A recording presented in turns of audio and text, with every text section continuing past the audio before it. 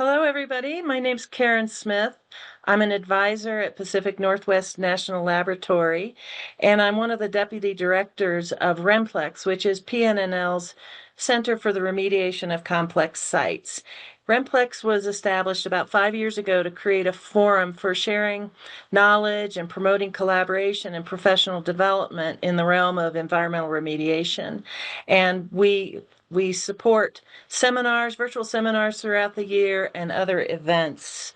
In the spirit of that collaboration, I'm happy to say that today's seminar is jointly hosted by the SURF, which is the Sustainable Remediation Forum. And SURF is dedicated to sharing knowledge and promoting sustainable remediation practices at both the local and global level. Before I move on into sorry, let me just find how to advance my slides.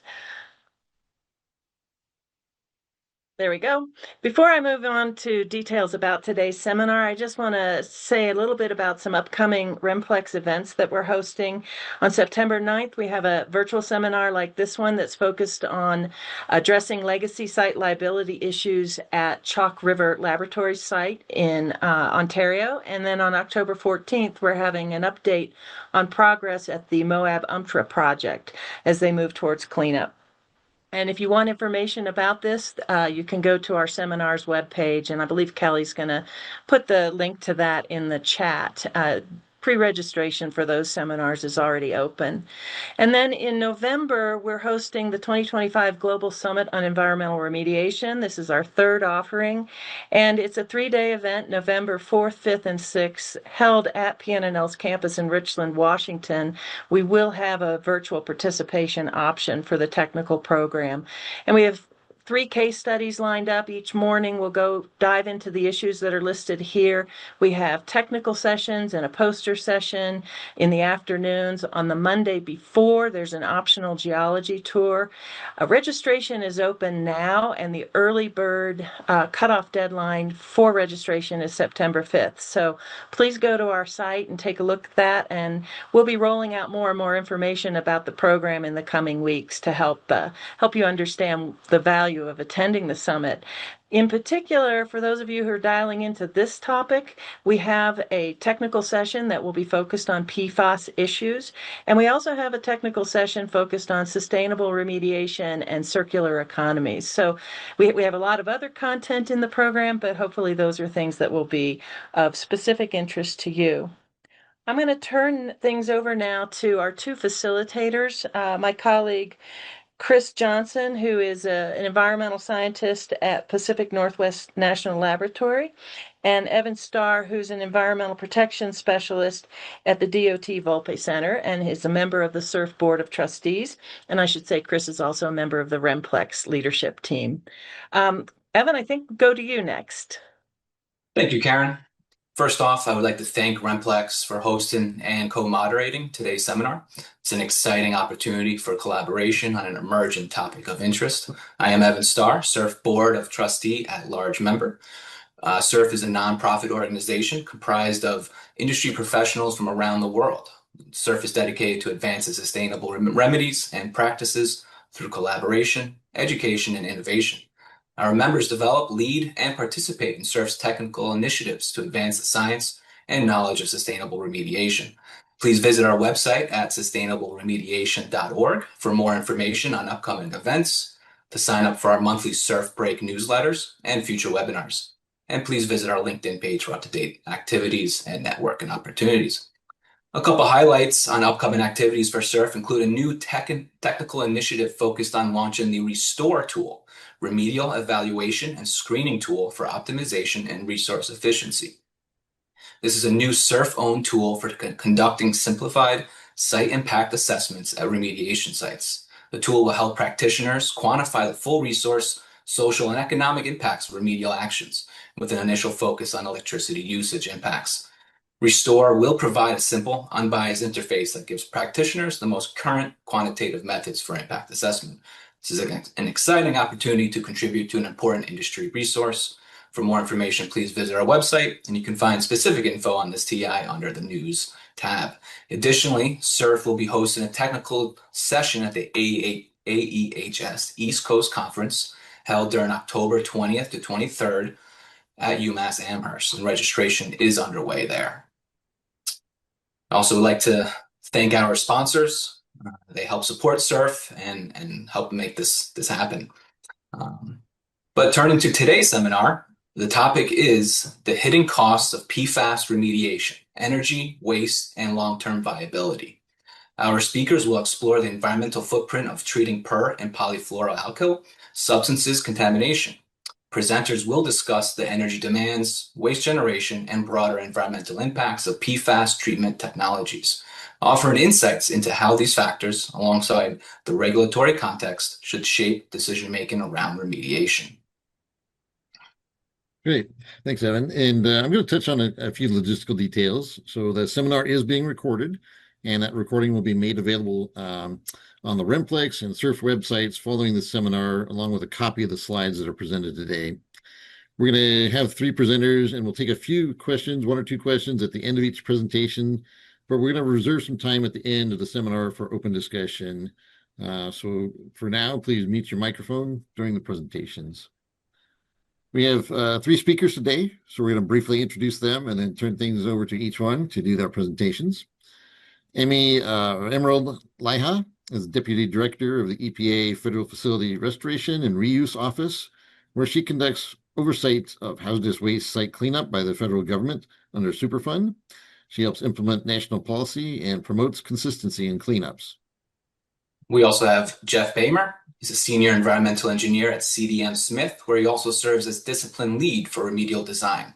Jeff has 23 years of experience in the planning, design, and application of in situ and ex situ soil, groundwater, and soil vapor treatment systems, and remediation processes. And our final speaker today will be Paige Molzon, who works at Jacobs as a project manager for PFAS investigations. She's the sustainability lead for a large industrial remediation program, and she's the executive advisor for the Federal and Environmental Business Unit. She is also the president of SURF. And so with that, let's turn things over to Emmy for her presentation. All right, thank you everyone. 1 second while I get my slides on screen. All right, how are we looking, Chris? Oh, looking good. All right.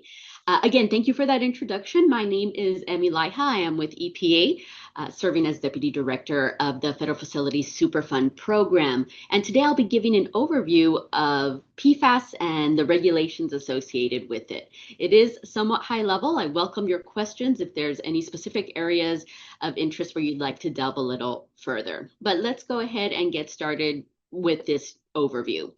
One part I wanted to focus on with this talk was the RSL table, the regional screening levels table that is used to help determine those risk-based concentrations that we use in our cleanups. One thing I always like to clarify when talking about the RSL table is that screening levels are generic screening values. They're not de facto cleanup standards. And we update these regularly, we being EPA. We typically update these twice a year. In May, when we would have done our last update, that's been postponed. So we're anticipating the fall update in November later this year to occur. We'll be taking any new or updated toxicity data into consideration and updating our screening levels appropriately based on that information. Of course, like I mentioned, these are generic values, but they can be recalculated using site-specific data, especially as we have more information coming out about PFAS. Highly encourage that site-specific consideration to be done. The whole point of the screening levels is that they help us identify areas where contaminants or other conditions require further attention. It's not a trigger for action necessarily, although being above a screening level can indicate we should look at this more closely. So we're all working very hard in getting that next update done so that the RSL table can be updated come November. It's typical to have a delay like that. I think there was a little bit of concern when we missed the May update of, oh, what's going to happen with the RSL tables moving forward? But sometimes with administration changes, we can get a bit of a delay. So November, we should be back on that regular schedule. I also wanted to take a moment to identify that there are state toxicity and risk levels that have been established. Several states have already promulgated their own standards for PFAS cleanup, and there is a good summary available through ITRC. If you're looking to see what other states are doing, highly recommend you go to that second link that's on your screen, where it's just a great summary of all the information. And the federal cleanup levels are on there as well, the federal MCLs, which I'll talk about more in a second. So great one-stop shop to get all of that information if you want to see variations in levels across the different states for what's been promulgated. Looking at federal regulations, I wanted to again highlight the 2024 PFAS National Primary Drinking Water Regulation that was announced back in April of 2024, where we established legally enforceable levels for several PFAS known to occur individually, and then we also had a cleanup level for a mixture of those chemicals in drinking water, which I'm going to show on the next page here. Now, I'd like to take a second to talk about the specifics here. You may have heard about the announcement that the EPA administrator made in May of 2025, May of this year, regarding the future path for PFAS, PFOA, and these other chemicals that are listed here. In that announcement, the administrator stated for PFOA and PFAS, the first two chemicals listed here, those MCLs would remain in place, the maximum contaminant levels. Then in that announcement, there was information that EPA was going to reconsider or potentially rescind the values, the MCLs for these other chemicals listed, the PFHXS. I'm not going to read them through all of them, the Gen X chemicals essentially, and then the last one being a mixture of two or more of those chemicals, that those would be reconsidered.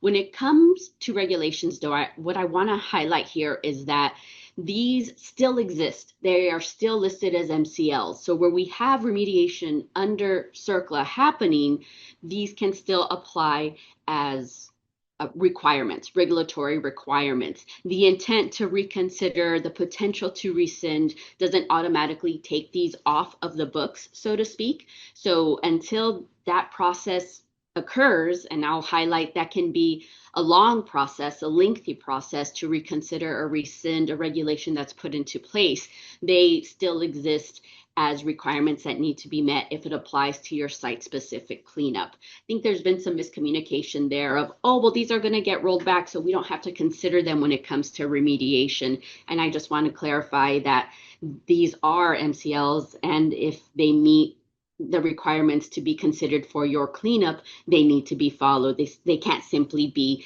dismissed based on that intent to reconsider or potentially rescind that was shared earlier this year.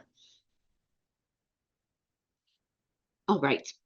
I also want to take a little bit of time. We talked about drinking water standards on the previous slides, but I also wanted to talk about the rulemaking that occurred, which designated PFOA and PFAS as a hazardous substance under CERCLA. So that became effective in April of 2024. So having them designated as hazardous substances under CERCLA changed the game in a lot of ways. The biggest being that it allows for cost recovery for contamination or cleanup related to PFAS and PFOA contamination, which actually gave more, I don't want to say power, but the ability to pursue cleanup or compel cleanup on our non-federal facility sites, so privately owned sites or sites where EPA is the lead.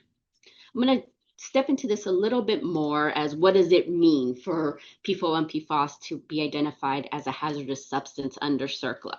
So the authority for this is under Section 102 of CERCLA, where it says that the EPA administrator can designate these hazardous substances where they're essentially presenting a threat to human health and the environment.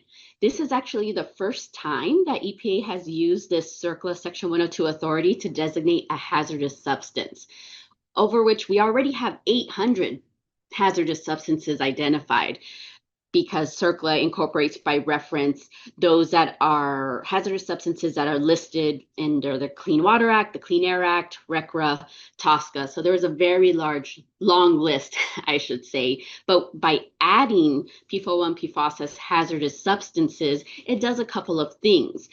The first is It really compels action, like I mentioned earlier, but it also allows EPA to have earlier responses that could potentially reduce risk by reducing exposure, by addressing contamination before it can spread further. There's cost savings that can be found there. Also, we're likely not going to find PFAS or PFOA all by itself. It's usually co-located with other contaminants that would also be captured in any treatment approach for those contaminants. And of course, when we do clean up, the eventual increase in property values near those sites are also benefits that occur. So one thing I like to clarify as far as CERCLA, when we think about it, you're like, oh, under CERCLA, we do cleanup. But with hazardous substances, there's a couple of things that it does not do, which I think are also important to clarify. CERCLA itself doesn't require response actions. When I say it like that, it might be like, well, wait a minute, we do a lot of cleanup under CERCLA. So what I mean is that CERCLA is unique in that it doesn't require a specific response action.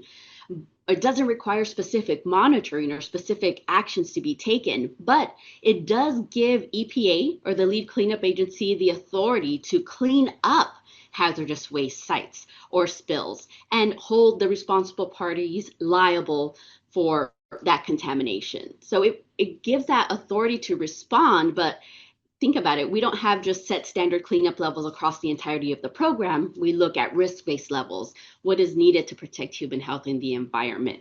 How are those response actions determined? So CERCLA outlines the process for identifying, investigating, and cleaning up these sites, but it doesn't require the response action itself. That essentially is why everything is so site-specific under CERCLA.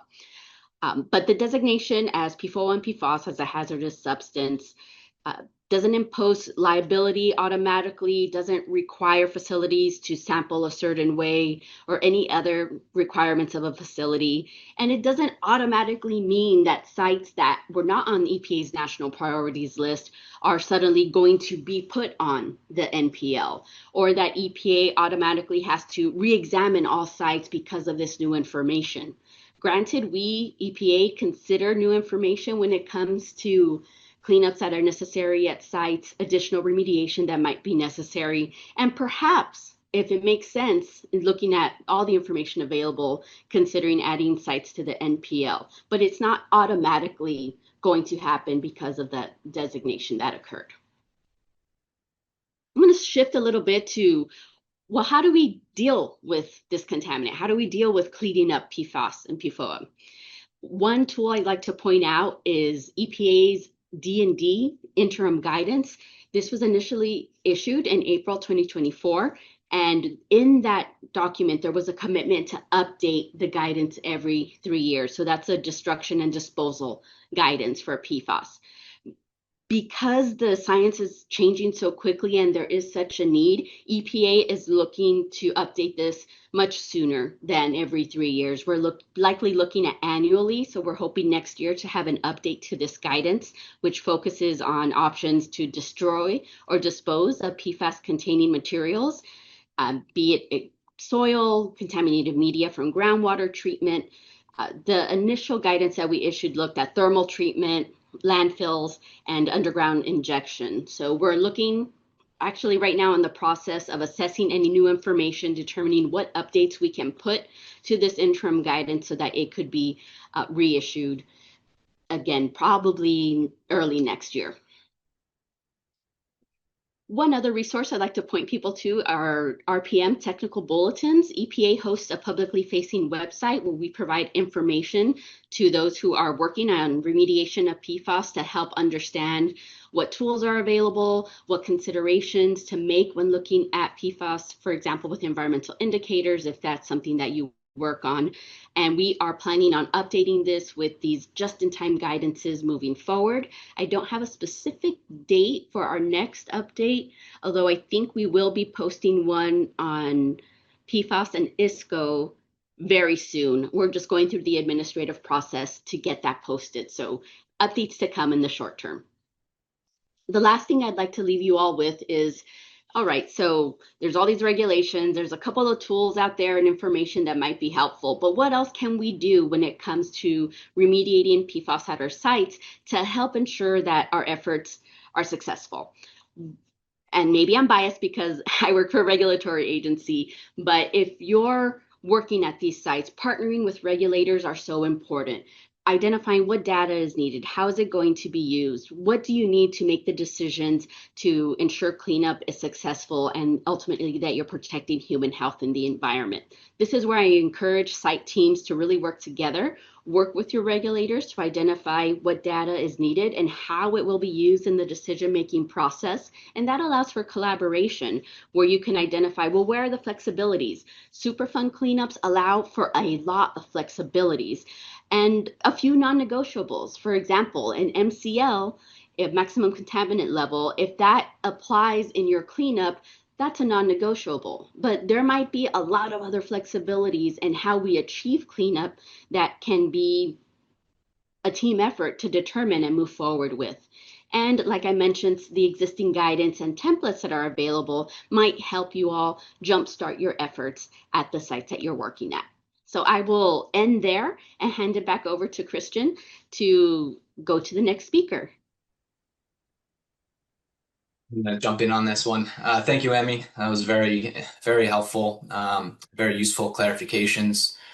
We'll just do a couple quick questions just to stay on topic, and then for any larger discussions, we'll hold those towards the end.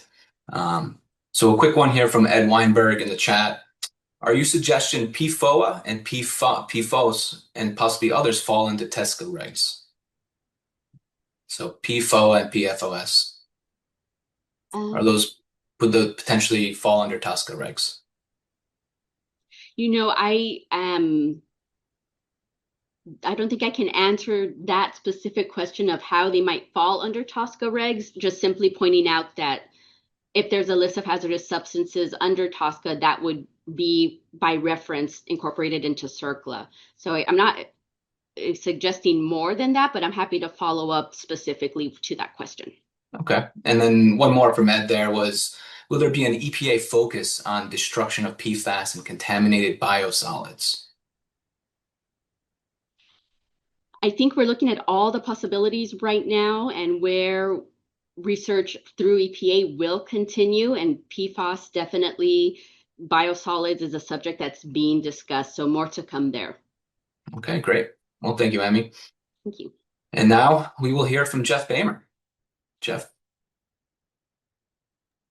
bear with us as we transition here. Yep, thank you.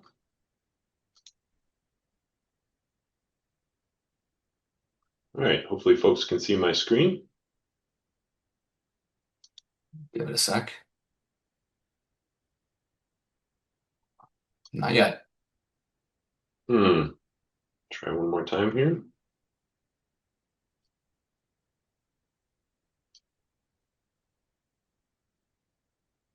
There we go. Great. All right.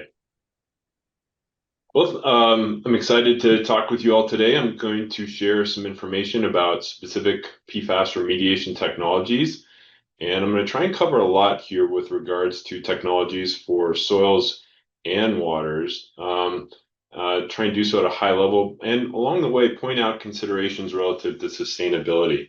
And before I get started, I'd like to acknowledge a few of my coworkers who contributed some of the slides here in this talk.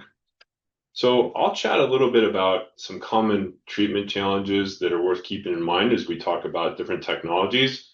And then we'll spend a fair bit of time on water treatment and wrap up with soils and solids.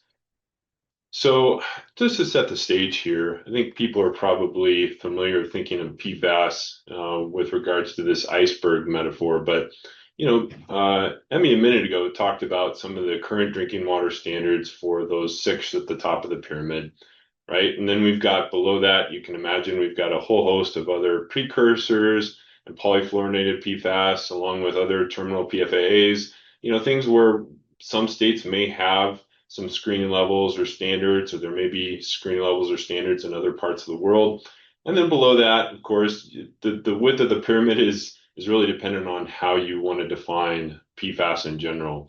and to what extent we want to be concerned about all the PFAS or just the ones that were most commonly used and were more prevalent in the environment. But the point here is that there is a whole rainbow, if you will, of PFAS. And from these different industrial processes and origins, we've got a variety of different molecular structures and sizes and characteristics in terms of solubility or surfactant properties, different functional groups, ionic states, and volatilities to a lesser extent. All of these things have a really important impact on the technologies that we would select for remediation, because we've got, depending on if you're in an area where maybe you had pure AFFF, maybe you've got recalcitrant supramolecular structures that you got to pry apart. But all of these PFAS bring different challenges relative to their strong environmental persistence, their chemical characteristics in terms of their electronegativity and their strong covalent bonds, and they're resistant to biological and thermal attacks. They're toxic, of course, and they're mobile. So with this context, we have different, let's say, aspects of these types of PFAS that can be really site specific that can influence our choices. Starting with water treatment, you can imagine that there's a whole host of things that go into a typical process selection, right? Cost is a big one. How fast can you construct the remedy or the treatment system that you're looking to implement? What type of raw water quality do you have is an important one that I'll talk a little bit more in a bit. But there are a few things on here that are really important from a sustainability lens as well, right? You can think about environmental impacts and what that might mean. There's a whole host of things that could fit under that category. Same thing goes with waste management and side streams, right? That has potential sustainability implications. So I want to highlight here that a lot of the decision making that typically goes on for any type of environmental remediation is very similar to what we would do here for a PFAS treatment selection. And you can bring in sustainability elements as well. So let's talk a little bit about raw water quality and how that can influence the decisions that are made for treatment. So starting with PFAS, it's really important to understand which PFAS you intend to treat and therefore which ones are present. And it's important to understand for your water, where is it going after it's being discharged? And the reason I want to highlight this is because especially with PFAS, there's obviously a risk of change relative to future discharge limits. As we learn more about the toxicity of more PFAS as we go down that pyramid that I was showing, what's the potential risk to the process in terms of future changes? It's important to consider those ideas up front when making these kinds of selections. Now, depending on the process, you might have other constituents you may need to treat. Like in a drinking water application, you might be more interested in softening. You might have iron and manganese you need to remove in order to make your process viable. There might be other contaminants there like VOCs or perchlorate or hexavalent chromium, 1,4-dioxane, et cetera. Like you need to understand everything you want to remove as part of the process. And some of these have the potential to interfere with the treatment technologies that you might put in place. And I'll talk a little bit more about these in a minute too, but just to give a broad overview, organics can be really important for some of these relative to potential for biofouling. Radionuclides can be important relative to the potential for unexpected accumulation or T-norm issues. You can have hardness or TSS or TDS. Those kind of inorganic considerations are important as well. And then salinity, and for specific technologies, UV transmittance can be important as well. So once you've got an understanding of all the sort of the context, I'll call it, for making your process selections, let's talk a little bit about the types of technologies that are available. So media technologies are well understood, like carbon, activated carbon has been around for a long time and has been used with success in many PFAS applications. Same thing for anion exchange resin. These are go-to sorbents. They have a lot of maturity in the market. Their performance is well understood, and they're easily scalable and they're economical. But there's more than just GAC and resin out there. And there's been a lot of work done to identify a lot of new opportunities for media solutions. Some of these are modified clays or biochars like Fluorosorb. Those are getting more and more reps under their belts relative to these kinds of applications. There's also polymeric adsorbents like Dexorb. These are promising and are showing improvements relative to their scalability. And then there's some experimental media out there that have shown some promising results in terms of absorption capacities, but are still under development. Things like MOS or layered double hydroxide. So I want to just highlight here that there's a lot of options out there. And one of the ways that you can identify an appropriate option for a specific application is a tool called rapid small scale column testing. So for those who aren't familiar with this process, you're essentially taking the media and miniaturizing so that your bed of media is contained within a test tube. And this has a lot of significant advantages relative to understanding the relative performance between different types of media. First, by doing this miniaturization, you can reduce the amount of water that you need to conduct a test and the amount of time it takes to achieve a set number of bed volumes so that you can understand where those breakthrough curves are.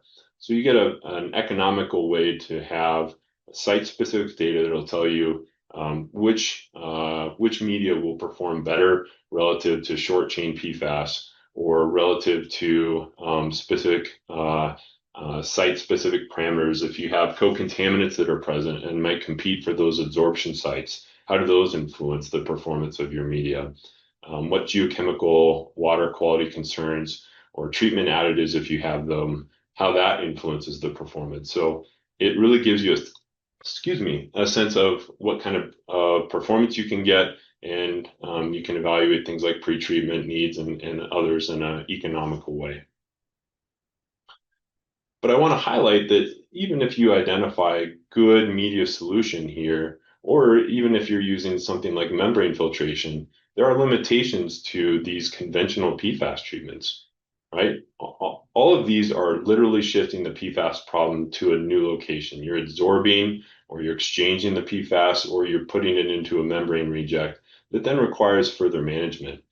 A lot of times these technologies require some degree of pre-treatment, perhaps significant pre-treatment, in order to be successful. And they can be inefficient relative to target compound removal, or require a lot of capital and operating cost investment in order to get down to really low levels. So there's been a lot of interest, as expected, on technologies that aren't just shifting the PFAS problem to a new location. There's been a lot of work done by federal programs, especially under DoD, CERTA, BSCCP, DIU, to propagate and to stand up some of these emerging PFAS destruction technologies. And several of these are commercially available now, which is great to see.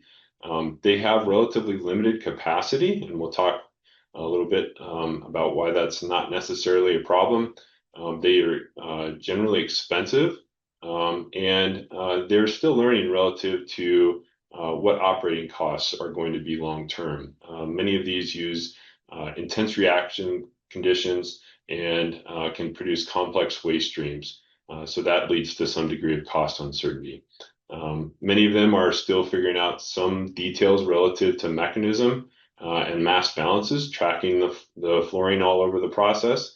And there are others behind these that are in various stages of development and testing. So I won't unfortunately have a lot of time to go through any of these, but I want to highlight some general concerns relative to some of these destructive technologies. So the first one I want to highlight is technology readiness.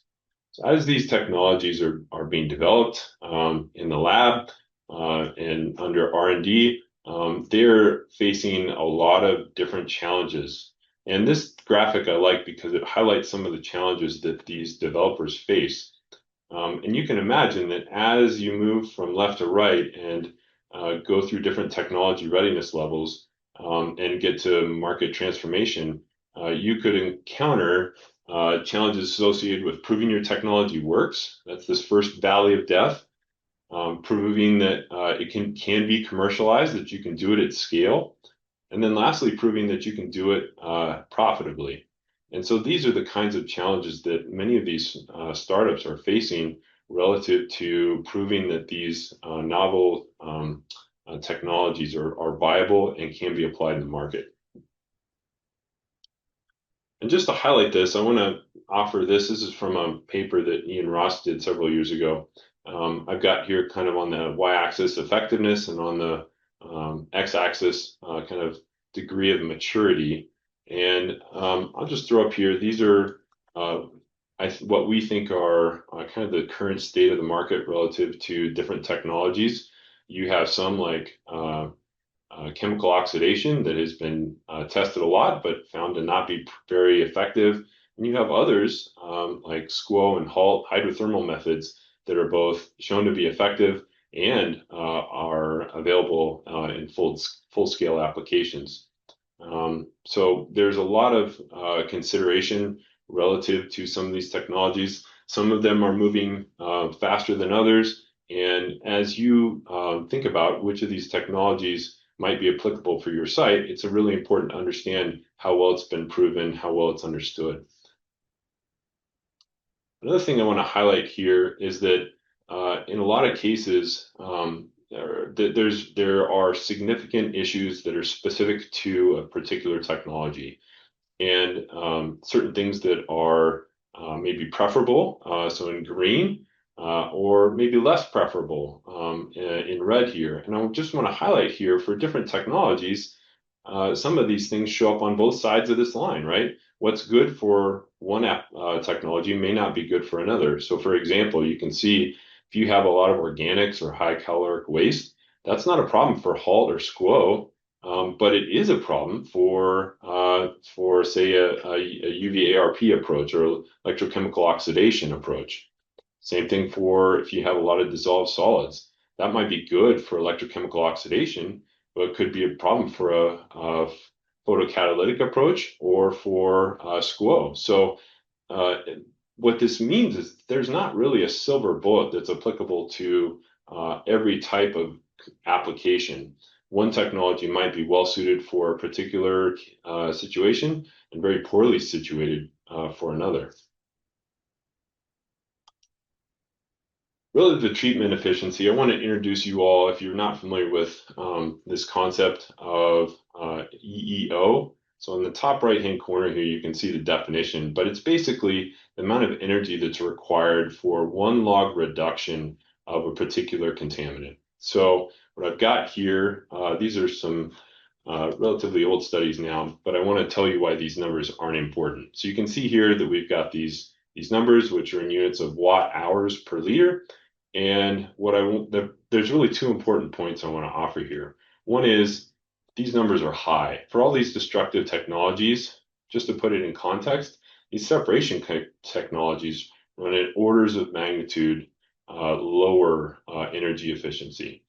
And just say if you had 1 MGD versus a flow, right? That's enough power, 1.6 megawatts, just to get 1 order of magnitude reduction in your concentrations to power 1,300 average US homes.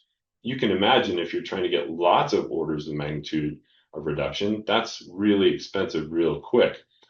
But the other thing I want to highlight here is a colleague of mine, Jeff McDonough, did a great presentation at Battelle last year that explained why this metric can be a little bit misleading.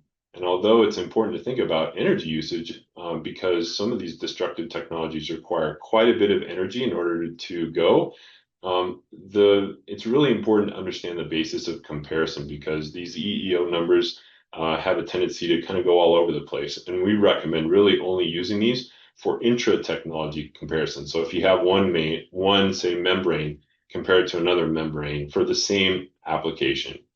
A better metric, especially if you're using a treatment train, is the amount of energy you're using in order to get a specific amount of mass removed from the process and destroyed. But given these energy requirements, I want to highlight here what we think is kind of the appropriate model for PFAS treatment. And it's this idea of separate, concentrate, destroy. And you may have heard this before. There's lots of technologies that kind of fit into each of these slots, But the idea is you want to separate the PFAS from the environmental media of concern. And then because of these energy requirements for these destructive technologies are so high, it really makes sense to concentrate that waste stream down as much as you can. And then if you want to, then you can explore destructive options. And so there's been a lot of research, as I mentioned, with these organizations on the right we've worked with in pursuing this. But you can imagine you can move from focused technologies like the conventional technologies I talked about before, GAC, ion exchange, coagulants, flocculants, membranes, move through processes like foam fractionation that allow you to concentrate the volume, or regenerable resins, things that you can start to accumulate the PFAS in one place as opposed to just add more and more volume, and then get into different destructive options. So let's talk a little bit about foam fractionation because we think it is a promising technology in this regard. So it's applicable to a lot of types of water, and it separates PFAS from the water column using the PFAS's surfactant characteristics. They want to hang out at that air-water interface, and by allowing bubbles to move through the water column, you allow the PFAS to stick to those bubbles and then be gathered.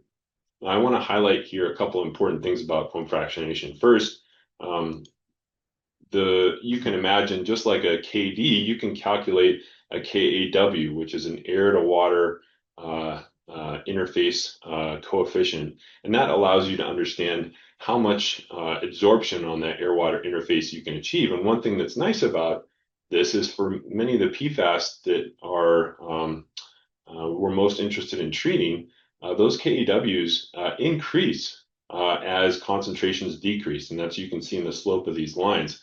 What that means is you can get removal down to very low levels, as opposed to seeing the other way, where you wouldn't be able to get removal if you had these curves flipped the other way.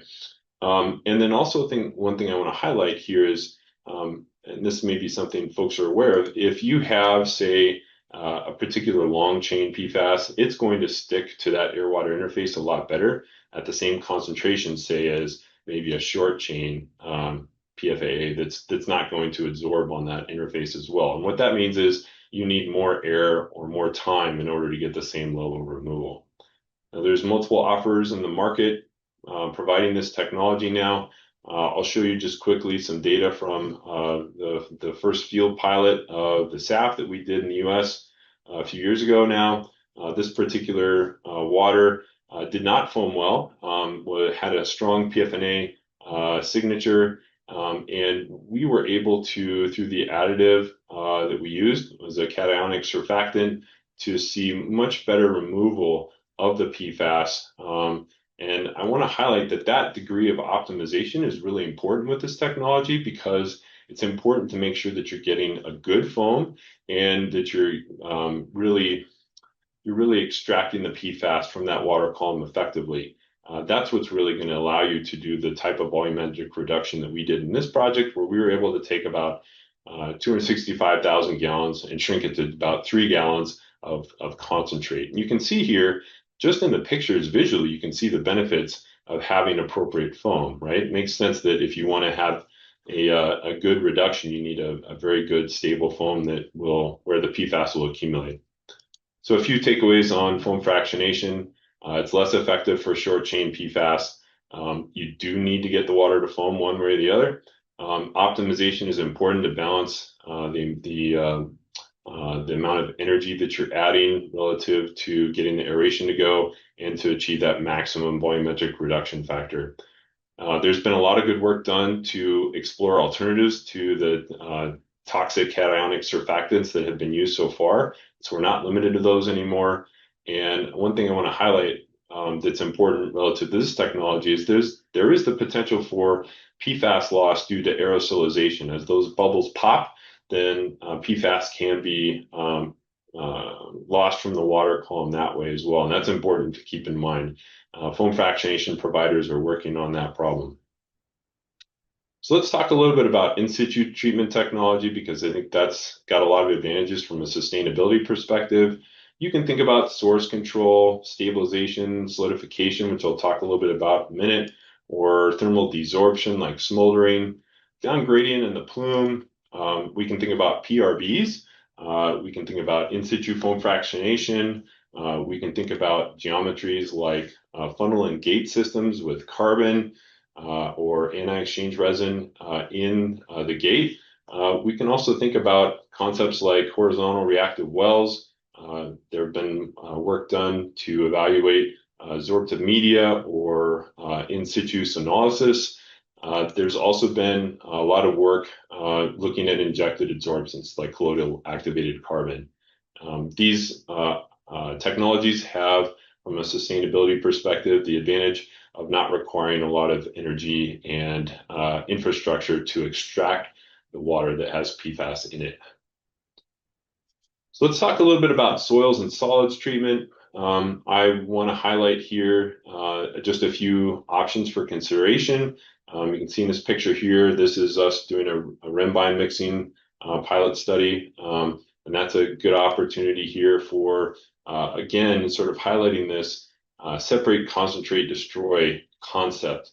Even as it relates to soils, it's a little bit different here in that separation doesn't necessarily mean you have to separate PFAS from the soil. It could mean that you're separating PFAS from a groundwater leaching pathway or an exposure pathway. And we think that these kinds of ideas are important in certain applications. So you could think about, digging holes, you could think about capping. I mentioned thermal desorption, stabilization, solidification. Again, not a destructive process, but may remove the PFAS from this, the fate and transport considerations that would otherwise be present.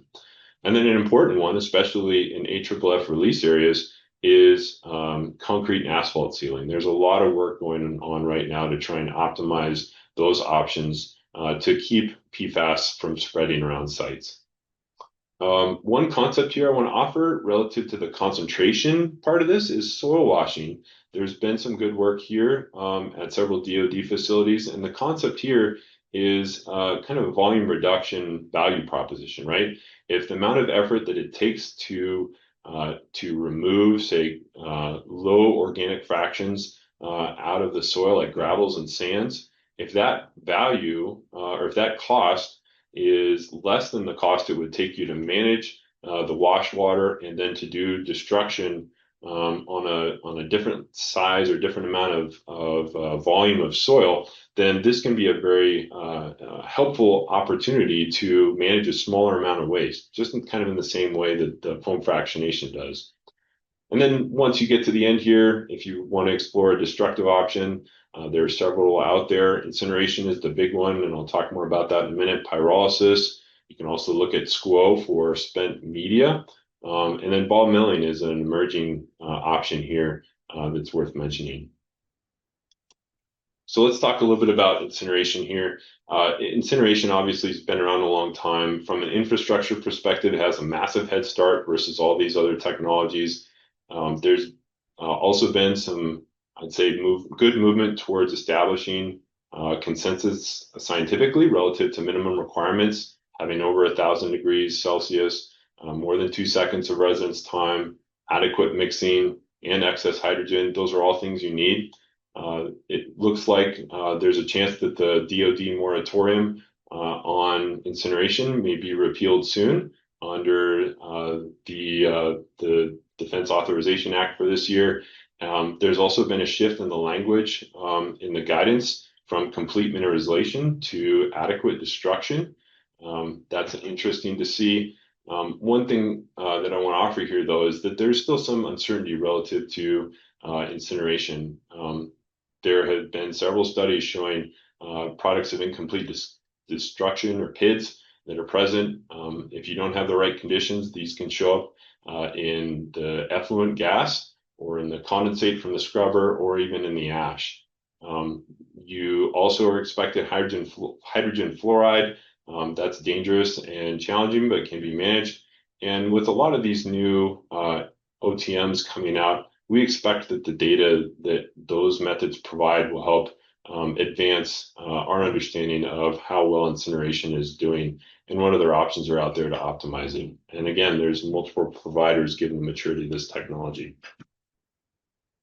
So to wrap up here before I kick it to Paige, I just want to highlight a few takeaways here for you all. First, there's no one size fits all here. There's no best technology for every site. It really depends on the considerations that I mentioned at the beginning. I want to highlight the destructive technologies are very energy intensive. And so that idea of volumetric concentration is an important one here. It can be really important relative from a cost perspective in terms of paying for itself, but also from a sustainability perspective. I hope you remember that those energy efficiency statistics or those EEO numbers can be problematic, and that you really need to understand the basis for any technology comparison. We really think that metric isn't very useful except for comparing within a specific type of technology. There are several promising technologies that are emerging. Some of them are very commercial. Some of them successfully made it through the DIU program. But when it comes to these destructive technologies, incineration has a big head start, and time will tell if that head start and that lead is maintained or not.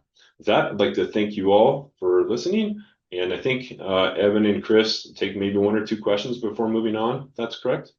Yeah, Jeff. So Selman, you've got a couple of good questions in here. I think I'm going to hold those to our discussion period. But Jeff, Ed Weinberg had a question that says, during the early R&D stages, you showed government involvement. Is it realistic to think that there could be an industry involvement early on, especially for those manufacturers with multi-billion liabilities, such as 3M?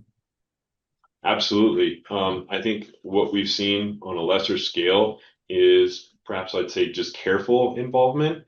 There is some, I think, hesitancy by some of those parties to push too many chips into the middle of the table relative to some technologies. They want to kind of see how things sort out. We've certainly seen a lot of investment from startups trying to make these go, and some of them have been more successful than others in terms of getting investors to participate. So I don't think it's 100% government, and I think as time goes on, as was shown in that graph, that'll shift too, because the industry will see how it's a potential opportunity for them. Great. Thank you, Jeff. All right. And with that, we're going to turn to Paige. So if you'd like to bring up your presentation. Yes. All right, let me know if you can see that all right and hear me okay. Looks good. Sounds good. All right. Hello, everyone. Thank you for joining today. My name is Paige Molzon, and as was previously mentioned, I'm the current president of the Sustainable Remediation Forum, SURF. And I am just so honored to be speaking today with this great group of presenters and moderators, and a really big thank you to RemPlex and SURF for coordinating this seminar. Currently, I am a project manager and a sustainable remediation lead at Jacobs. And today my talk will be on an assessment of environmental footprints for PFAS treatment technologies for both liquids and solids. This was completed here at Jacobs, and I'd first like to start by acknowledging my co-authors listed here that greatly contributed to this research. A quick agenda for what I'm going to talk about today. First, we will go over the why of the presentation. Why is it important to evaluate and consider the environmental footprint of PFAS treatment? We just heard some great information from both Emmy and Jeff related to PFAS treatment. And to build off of that, this talk will focus in on a review of hypothetical treatment scenarios and their impact on the environment. I will also talk through the methodologies we use during our evaluation, including the development of scenarios and the gathering of the data, the calculation of the footprint, and we will of course go over the results of our evaluation and wrap things up with some conclusions and opportunities at the end. First, let's cover why. Why should we be considering the environmental impact of PFAS treatment? Oftentimes in remediation, there is this misconception that because we are cleaning up the environment, our work is inherently sustainable. However, the act of remediation itself can have a really large impact on our planet. Next, as we've just learned, the standards for cleanup of PFAS continue to get lower, which means that achieving these lower cleanup levels will require potential long-term and extensive treatment operations, making that environmental footprint even more significant. So the goal of this evaluation was really to better understand that magnitude of the environmental impact of some of the technologies being used for PFAS treatment, and then to understand where some opportunities may lie for future savings to reduce that impact. Now on to the methodology. For this evaluation, we wanted to establish a standardized approach to evaluate the different technologies currently being utilized as fairly as possible. So we developed scenarios, we established some general assumptions, we gathered our data, and then conducted the environmental footprint calculation. So I'll step through each of these in a little bit more detail. The scenarios we considered for this evaluation were designed to mimic a range of situations we encounter in environmental remediation. Please note, these are not based on actual project information. Additionally, to simplify, we focus in on just two key target compounds, PFOA and PFAS, for which we have approximated target concentrations that represent the general magnitudes of the low cleanup levels. So let's talk about each of these scenarios. The first scenario is liquid scenario 1. This considers 1,000 gallons of liquid with a starting concentration of 50,000 nanograms per liter combined PFOA and PFAS treated down to that target concentration of 10 nanograms per liter. This scenario could represent the higher concentration, lower volume sources we encounter on our projects, things like monitoring well IDW or thermal treatment condensate. Maybe we have some soil washing waste streams to consider. The second scenario is liquid scenario 2. This considers 50 million gallons of liquid with a starting concentration of 500 nanograms per liter. We are treating this down to the same 10 nanograms per liter, and for this scenario, we've assumed continuous operations over the course of one whole year, so a higher volume. This could represent the lower concentration, high volume sources we see on projects, maybe something like pump and treat groundwater hydraulic containment systems or a contaminated site dewatering system.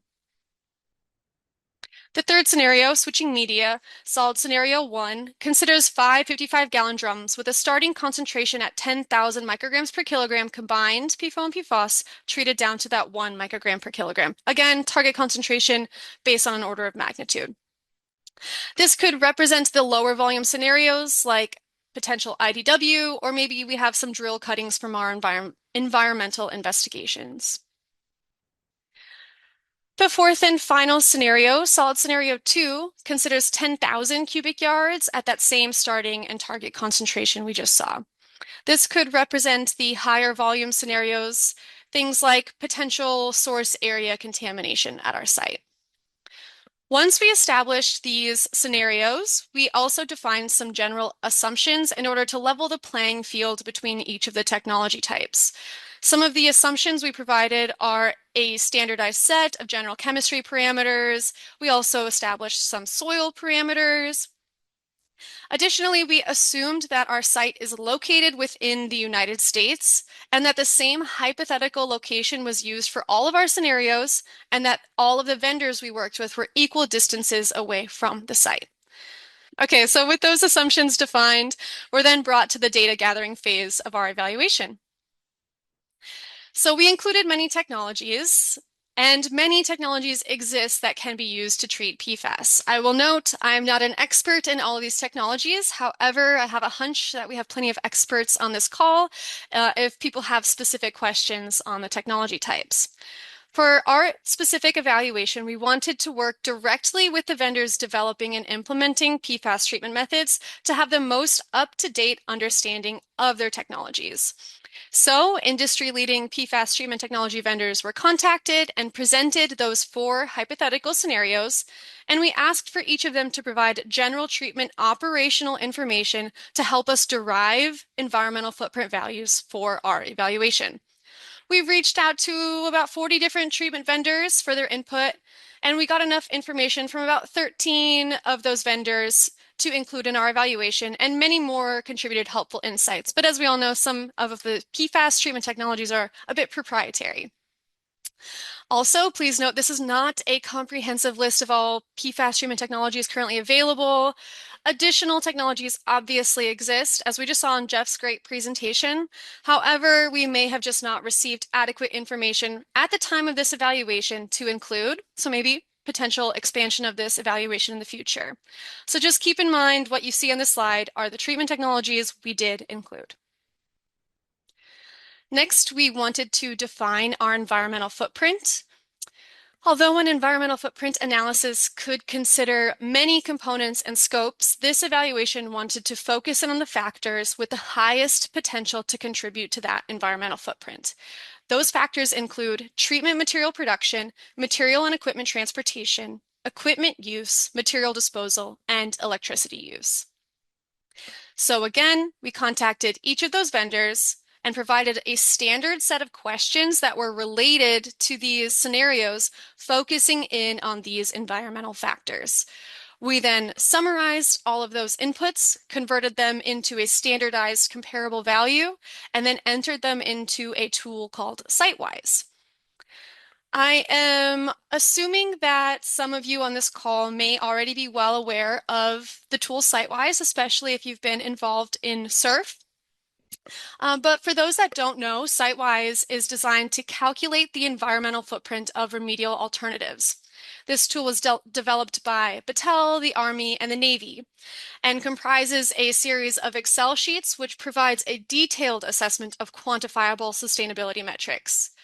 I'm going to give just a really quick overview of the tool, but if you want more information, SURF hosts a series of YouTube videos walking us through the tool's uses and how to complete the evaluations if you're interested. There's also a tool very similar to SiteWise developed by the EPA called CIFA, and that accomplishes a very similar results. The SURF website also presents CIFA and videos on how to use that tool if you're interested.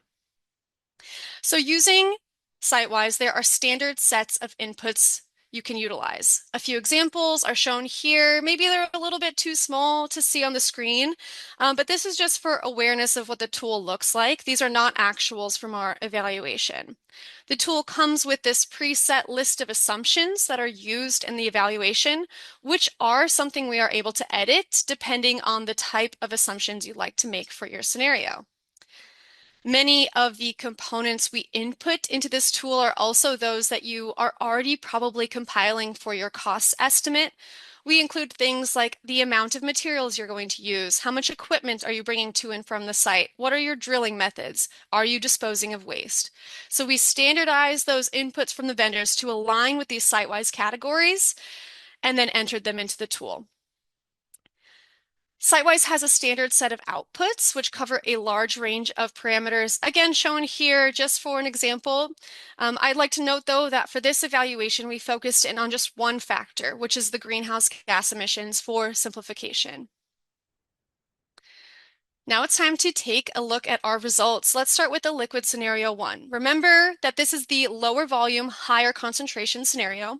We received enough input to evaluate 6 different options, including supercritical water oxidation, ion exchange, electrochemical oxidation, foam fractionation, GAC, and regenerated GAC. Each of the results here present a range from the different vendors within a treatment type category, and those error bars on there represent that range. For comparison on here, I've included an approximate emissions from driving 5,000 miles to get an idea of the magnitude of the emissions. I don't know about all of you, but for me personally, metric tons are a bit abstract, so it's hard to wrap your head around what 1 metric ton of greenhouse gas really means to us in our daily life. So I like to include that for reference.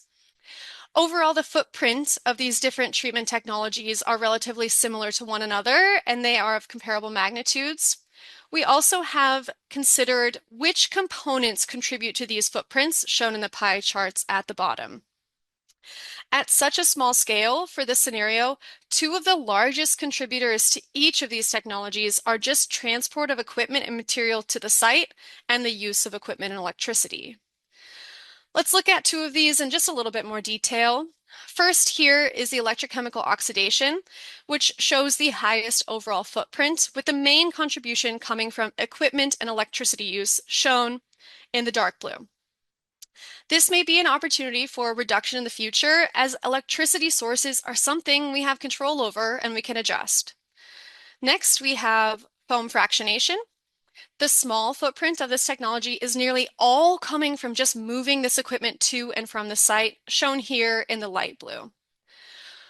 Overall, it's important to note the overarching differences in these technologies as well. As Jeff just mentioned, some are destructive and others are not. This distinction in end product should absolutely be noted because the destructive technologies completely remove PFAS from the environment, whereas others produce a reduced amount of waste that must then be managed. This is an important long-term consideration that I'll bring up again at the end. All right, moving on. Next, let's take a look at the results for the second liquid scenario. This, again, is the higher volume, lower concentration scenario. We received enough input to evaluate the same 6 options. However, please note that this time our results are presented on a log scale, indicating that we have a much wider range of magnitudes than we did with the smaller scale scenario. Additionally, we have added in the comparison of the electricity use in a home over 1 year, and we have the breakdowns of the components contributing to the footprints. And if you recall, maybe these look a little bit different than the previous scenario. This scenario at a larger scale consistently has highest contributions from either production of treatment materials or equipment and electricity use. So when we're scaling up our process, we're seeing contributions coming from different components over the same technology types. A few of these technologies we can look at in a bit more detail. So supercritical water oxidation, ion exchange, and GAC all have relatively similar breakdowns with contributions coming from both the treatment material production in the true blue and equipment and electricity use in the dark blue. On the other hand, we have electrochemical oxidation and foam fractionation shown here that have their entire contributions coming from a single component, indicating that we may have some real opportunities in the future to reduce those impacts. All right, switching media. This is solid scenario 1, the lower volume scenario. We evaluated 5 different options, including excavation to a landfill, both with and without backfill, soil stabilization, and then 2 thermal desorption options. You may be wondering, why is excavation to a landfill considered a technology type? We know this is not an innovative technology, but it is commonly used as an alternative for removal of the contamination from a site. For landfills, we also added one with backfill, as this is generally expected, so we present both options.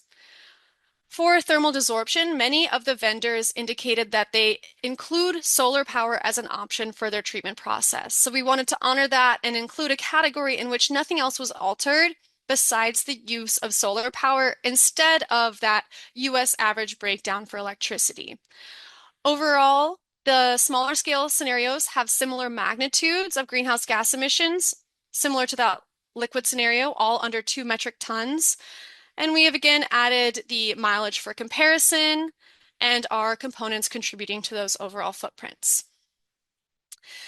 The breakdowns for the components are more variable for this scenario than we've seen previously. The landfill option indicates material disposal, and the gray is the significant contributor. I think no one's surprised by that. Whereas soil stabilization, thermal desorption, both have contributions from many or all of the different components. The final scenario, solid scenario 2. Now remember, this is the higher volume scenario. We evaluated additional options for this one, which include soil stabilization, excavation to a landfill, again with and without backfill. And for this one, we have 3 different thermal desorption options and 1 final option for soil washing. The 3 different options for thermal desorption we wanted to include. We still have the with and without the use of solar panels, but with a lot of the vendors we were working with, they are also utilizing different methods to manage their condensate. So we wanted to have 2 different options. One where that condensate was just taken directly to the landfill, solidified, and disposed of, and a second where the condensate was treated on site using something like GAC or a destructive technology. And that's the option we ran with the use of solar. Again, we show the comparison of greenhouse gas emissions, electricity use in a home over 1 year, and we have our contributing components. I will note for this larger scale scenario, the magnitudes are more similar. We are not presenting results on a log scale like we did for the liquid. The components that contribute to the overall footprint, we have landfill, again, high contribution from material disposal, light gray, no surprise.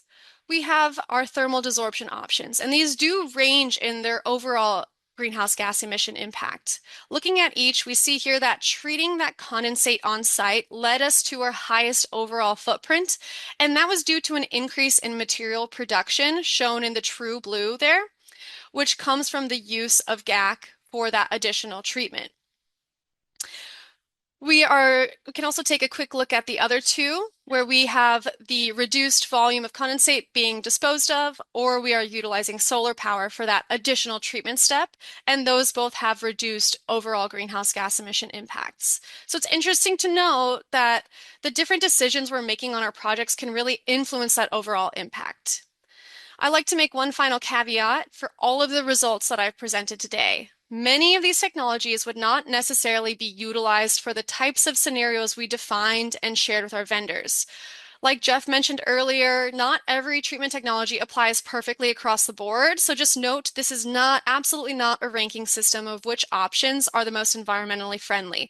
The intent is really to just draw attention to the overall footprint that PFAS treatment will have. Which brings me to my last slide here with some conclusions and opportunities. First is the long-term resiliency of treatment technologies. We talked a bit about this earlier, but technologies resulting in disposal at landfills are accomplishing risk mitigation at the site. However, they are not fully removing PFAS from the environment, which could potentially have longer-term impacts. So if we are on our projects utilizing a non-destructive technology, we may consider the addition of a destructive technology to help minimize that volume of waste. However, this should be evaluated on a case-by-case basis because that may be increasing our overall footprint. So it's just reminding us of how important it is to consider all of our options and run these types of evaluations for our given scenarios. The next point I'd like to make is that in a lot of these scenarios, our main contributors came from electricity use and transportation. With these having a larger impact, there is a greater opportunity to try and design out some of those contributions. Maybe things like implementation of solar panels, or maybe we utilize power companies that have higher percentage of renewables. A quick note, this presentation was shared in Europe, where it was stated that some of those electricity-heavy technologies would have a much lower greenhouse gas emission associated, as the electricity profiles there tend to use a higher percentage of renewable sources. Additionally, we may reduce our impact here with the use of electric vehicles, something to consider. Next, in this evaluation, we did not request the combination of any technologies. However, the concept of treatment trains is absolutely being used when able. For example, those thermal desorption vendors, they were already treating their condensate in different ways. And Jeff listed off different options for pairing those technologies through those steps of separating, concentrating, and destroying. So if your project conditions are appropriate, inclusion of a different technology at a pre or post treatment step could really create overall efficiencies. And finally, this evaluation focused on only greenhouse gas emissions. For those of you that are sustainability experts, you know that there are many other important sustainability factors that should be considered when implementing technologies at our sites. However, the goal of this specific evaluation was to just wrap our heads around the fact that PFAS treatment will have a significant impact on our environment, and we should work together to consider opportunities for reducing that impact as we progress into the future. So with that, I'd like to thank you all for listening. Again, a big thank you to my co-authors and all of the different vendors that contributed to this evaluation. We also have a paper out presenting this information in the Remediation Journal. If you'd like to check that out, just let me know and I can share a link. And thanks again. I think I'll hand it back to Chris and Evan. I'll stop sharing. Thank you, Paige. It's a wonderful overview. We'll just do a quick couple questions here for follow-up, and then we'll open it up for larger discussion. First off, you had mentioned, quantifying the greenhouse gas emissions. Is that a CO2 equivalent? Yeah. Total? Yes. Okay. Yeah. And then specifically in site-wise, you mentioned that you can adjust the assumptions within the tool. Were there any examples of items that you updated for this specific evaluation? Yeah, thanks. SiteWise does give you the ability to edit the assumptions, and a lot of the references in there are changing as time goes on. So one of the adjustments that we made for this specific evaluation was the electricity profile. I think a few of the current references in SiteWise are dated 5+ years, so we wanted to make sure we were utilizing the current US average for electricity. So that's one of the changes we made. But there are a lot of opportunities to make adjustments in SiteWise if you have a really specific condition you're hoping to evaluate. Great. Thank you. Okay, so we've got several questions in here, Paige, for follow-up, but I'd like to actually go back to one of Selman's questions that was targeting Emmy, but I think others could chime in as well. So this is Selman Muchovic.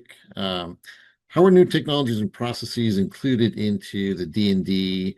Are there particular success metrics that regulators like to see during piloting? And are there specific sites that can help accelerate the adoption curve?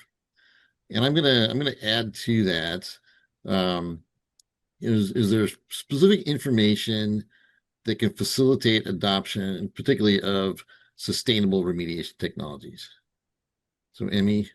Sure. So I'll start and let others jump in. And I wasn't sure if the question was specific to technologies being included in EPA's PFAS D&D guidance.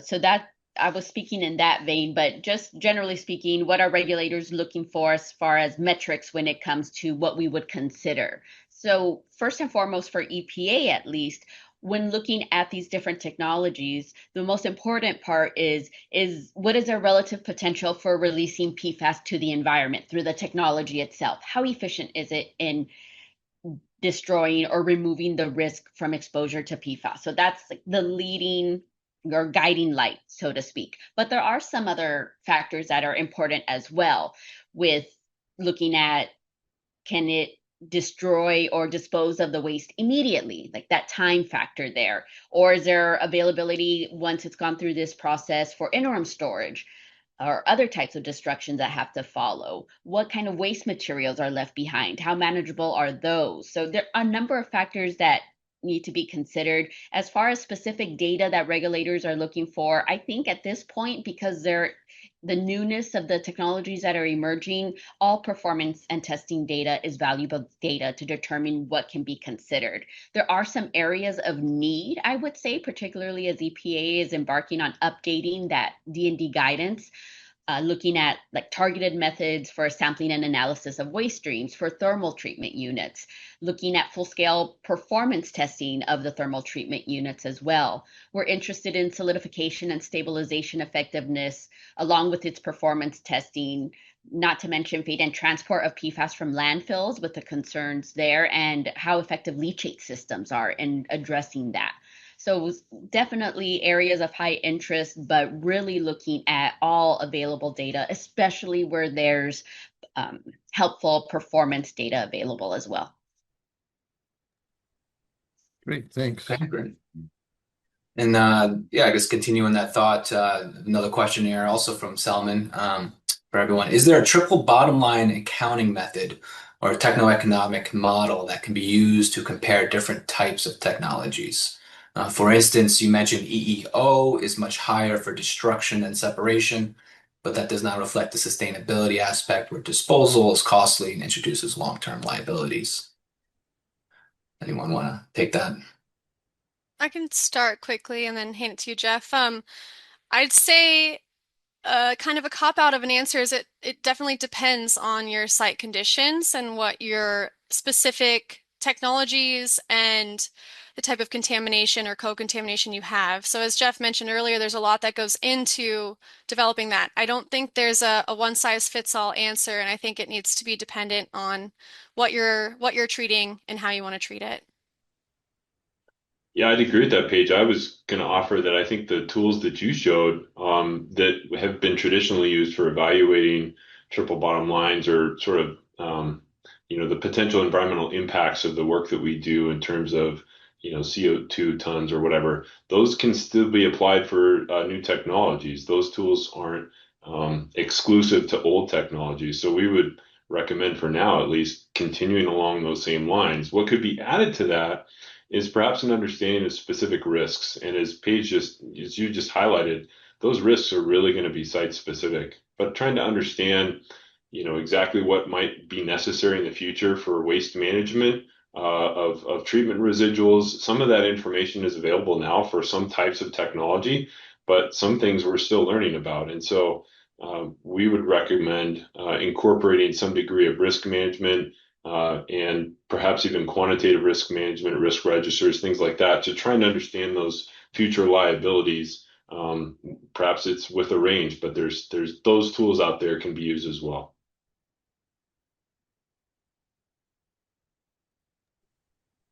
Great. So, a former colleague of mine, Adam Mengel, has a question here. How does the energy use of some of these PFAS remediation technologies compare to site characterization? So Jeff or Paige, I don't know if you can address that. I could offer an idea, but Paige, maybe you should go first. I don't know that I can answer that either. I think it's a great question and it's something that we could evaluate. I think you could do some back of the envelope calculations to see what kind of magnitude comparison we get, but I wouldn't be able to answer that right now. Sorry. I can look into it. Yeah, I haven't done that analysis either, but I would be like once again suspicious of a maybe a overgeneralization of a particular scenario or scenarios, because I really think that's site specific. Some sites are much harder to investigate and remediate than others. Question here from Kirk Cram. He says, am I correct that site-wise doesn't account for scope 3 emissions, embedded carbon? Yeah, that is correct. There's a lot of assumptions within SiteWise. There are limitations. I think you could include those by hand if you were patient and willing to do all of those calculations. But at this point, the tool does focus in on the main components that we see in remediation. So I think, and as Evan mentioned earlier, SURF is hoping to generate their own version of a tool like this, and maybe we'll see if there's any potential to include that. But yeah, I agree. I see your note there, Kirk. Definitely noted.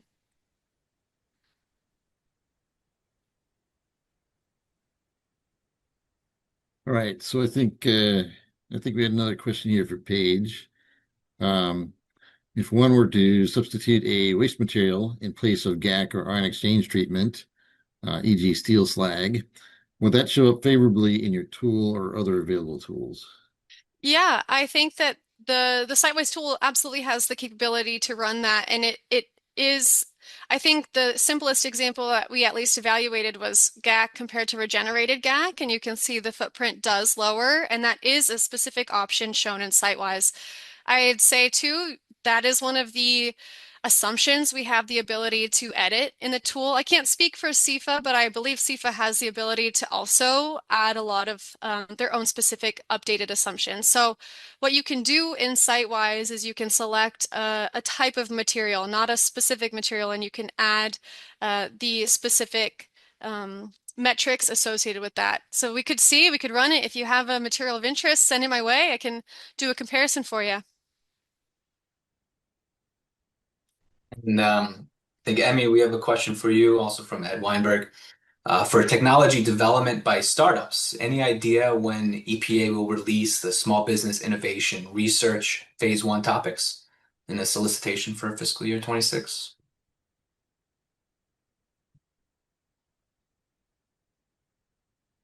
See if Emmy's there. I don't have that answer. Yeah, I can't speak to EPA. I know DOE's Office of Environmental Management, they had PFAS treatment and assessment as part of their SBIR topics for FY25, I guess probably FY26 funding, but those were assessed last spring. So there are some of the federal agencies that are getting into this, looking at SBIR opportunities.